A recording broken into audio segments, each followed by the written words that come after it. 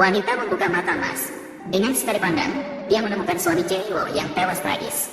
Penyebab kematiannya ternyata karena sebuah gelang. Kemudian dengan cepat dia mendekati anak kaya kedua, memintanya untuk menyerahkan gelang itu.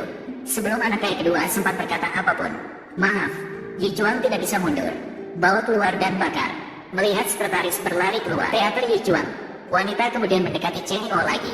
Jari-jarinya memancarkan cahaya suci berwarna-warni, menyentuh bahunya, dan tiba-tiba Cheo hidup kembali seperti keajaiban. Anak kaya kedua terkejut, langsung menganggap bahwa identitas wanita itu istimewa. Ternyata dia adalah seorang biksu cilik yang mahir. Guru spiritualnya adalah seorang ahli kedokteran tradisional yang terkenal. 15 tahun yang lalu, ayah tiri yang jahat dari gadis itu menggunakan hidupnya, meminta dukun jahat untuk menggunakan sihir. Lalu dia dibuang ke pegunungan belakang. Beruntung, dia ditemukan oleh ahli kedokteran tradisional yang baik hati. Dia mewariskan semua keahliannya pada gadis itu. Melihat gadis itu tumbuh dewasa sehari demi sehari, menyadari bahwa bencana akan segera menimpanya, memperingatkan gadis itu untuk turun gunung, mencari pemuda dari keluarga Jiang untuk menghadapi bencana bersama. Dia langsung senang dan hendak terbang turun gunung. Namun, tiba-tiba sang Buddha menghalangi langkahnya, dan memaksanya untuk kembali, menyuruhnya untuk mendengarkan penjelasannya sampai selesai. Melihat guru masih ingin berbicara panjang lebar, gadis itu dengan cerdik memanggil kakak senior. Berhasil menipu pria tua itu, segera berbalik dan melarikan diri. Baru saja turun gunung, dia tiba di kantor tunangannya. Dia melihat sekelompok orang membuatnya kesulitan, langsung menyatakan dirinya sebagai tunangan pria itu. Hal ini membuat pewaris kaya itu tertawa terbahak-bahak. Kamu ingin bermain trik ini padaku? Baiklah, tetapi bukan maksudku. Cari yang lebih menarik. It's okay. Apa ini? Ini, si pengemis ini. Kamu satu. Apakah aku mengenalimu? Sebelumnya, sepertinya tidak mengenal. Aku bilang, kita punya janji pernikahan.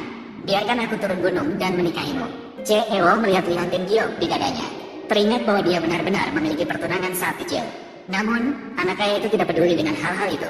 Dengan tegas meminta pemuda itu untuk segera menyelesaikan kontrak transfer saham. Segera menandatangani kontrak transfer saham. Saat itu, pemuda itu memiliki ide brilian.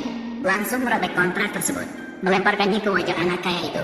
Lalu bertanya apakah wanita itu membawa kartu identitas. Sudah, apakah Anda akan pergi mengurus izin? Jiang Xiang benar-benar panik. Betul, Presiden Besar Jiang Group menikah dengan seorang pengemis. Disebarkan, membuat orang lain tertawa terpingkal-pingkal. Mereka semua, urusan saya, Jiang Xiang, teater Yichuan. Kapan giliranmu, adik kedua? Katakanlah, adik kedua. Saat anak kaya itu bersiap untuk marah, dihentikan oleh wanita licik di sampingnya, mengatakan bahwa dia hanya seorang penderita sakit. Jangan berurusan dengannya. Meskipun dia menikahi seorang gadis miskin, apa yang bisa dilakukan? Anak kaya itu benar-benar mengerti begitu mendengarnya. Belum sempat memberi peringatan yang keras kepada pemuda, langsung diusir dari perusahaan oleh sekretaris yang memegang lehernya. Ketika hanya mereka berdua tersisa, wanita itu dengan rasa ingin tahu melihat keadaan pemuda, menepuk bahunya, teater kreatif, mengatakan bahwa dia bisa menyembuhkan penyakit kecil ini. Pernyataan ini tidak hanya membuat pemuda terkejut, bahkan sekretaris pun mengira dia sedang bercanda, mengatakan bahwa bahkan dokter terbaik pun tidak bisa menyembuhkan penyakit sang presiden. Wanita itu melihat mereka akan pergi, dengan cepat mengatakan bahwa semua yang dia katakan adalah benar. Jika yang kamu katakan, semuanya benar, menyembuhkan penyakitku, semuanya sembuh, meskipun harus mendapatkan bintang-bintang di langit. Jika kamu bisa menyembuhkan penyakitku, wanita itu langsung bersemangat ketika mendengarnya. Dengan tegas meminta pemuda untuk tidak menyesal. Lalu mengirimkan dua jarinya, menepuk bahunya, kemudian tangan berubah menjadi cakar harimau, memaksa menghisap energi negatif dari dalam tubuh pemuda. Angin dingin yang kuat bertiup di seluruh kantor. Apa ini? Disebut apakah itu?